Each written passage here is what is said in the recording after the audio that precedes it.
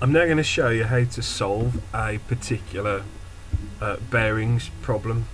So for instance, normally when you come across bearings that involve boats or airplanes or something that involves you going on some sort of journey where you can't quite measure across from where you are.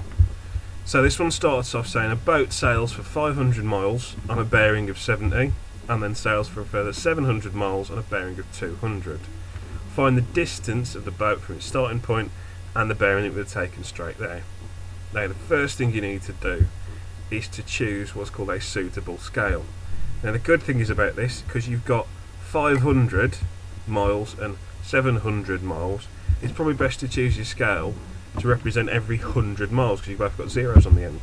Now to make it nice and easy when you draw it, I'd probably say that every 100 miles is going to be about 1 centimetre, and say you could choose a different one if you wanted to. It just so happens that I'm going to use that for this one. So every 100 miles, 1 centimetre. Now just like the examples I showed you earlier, you start off with a north line every time. Now I'm going to start down here.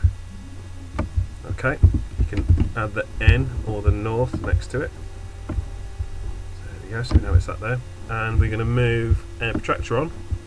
There we go. Set it up like we did before. Put it on the spot. Find where 70 degrees is, put myself a little mark. And then I'm going to draw a straight line that goes through that point. So joining the end and the point I've just drawn. So I know if I keep going in this direction, and let's make it really big, why not? Okay, then that would be in our distance. So the angle there is our 70 degrees. Now, I know we travel for 500 miles. So using our scale, how many hundreds go into 500? That's 5. So I'm looking this line to be exactly 5 centimetres long. So I get my ruler, make sure my point's on there, so to speak, line it up, and decide, well, that's about 5 centimetres. So I'm going to stop at that point, and that's the first point on our journey. Now the question is, what do I do now? Well, I've done the first section. I know that it travels a 700 miles on a bearing of 200, so I need to start a new north line going exactly the same direction but from this point. So here's my new north line. Always check at this time that you're looking roughly parallel with the one you started with, otherwise it won't make much sense what's going on, because north doesn't change. So there's your north line. I'm going to measure 200 degrees. If you've got one of these again, you know that 180 is half a turn, so we should be measuring about 20 on top of that. So let me turn this round, so it's zeros on the bottom. Put it on our point again, and I'm looking at 20. So there's 20 degrees. Move that out of the way. Nice straight line going through them. I'm probably out of my page at the moment, so what I'm going to do now, sneakily, is move the entire picture up, as if by magic. Now I need to make sure that this is, well, it's 700 miles, so 7 times 100 is 700, isn't it? So I need this line to be 7 centimetres long. Make sure you really round it the right way. I'm looking at, well, 7's about there. Make it parallel there.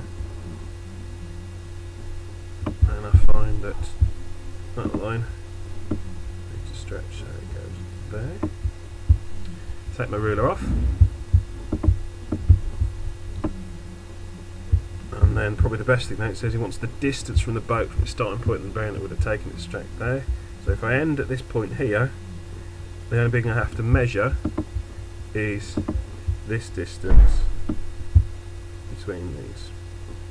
So the last bit, take your ruler, then all I need to do is measure the distance between those 2 points.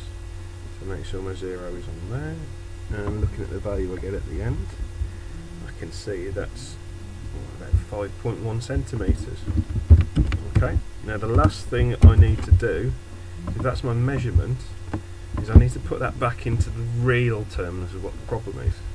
So for instance, if I know every 100 miles is 1 centimetre, all I need to do now is multiply that by 100, and I should get my actual distance I'm looking for. Now, when 5 times 100 is 500, and at 0.1, well, that's down a decimal place from it, isn't it? So it should be looking at 510 miles. And that's the answer they were looking for. When you get to these sort of problems, once you've drawn it, just look at the final sentence to make sure it's the thing they're actually asking for. Sometimes they might ask for an angle. They might ask you for what's the bearing from the original position to the new position, which in that case you'd measure this angle here. Okay.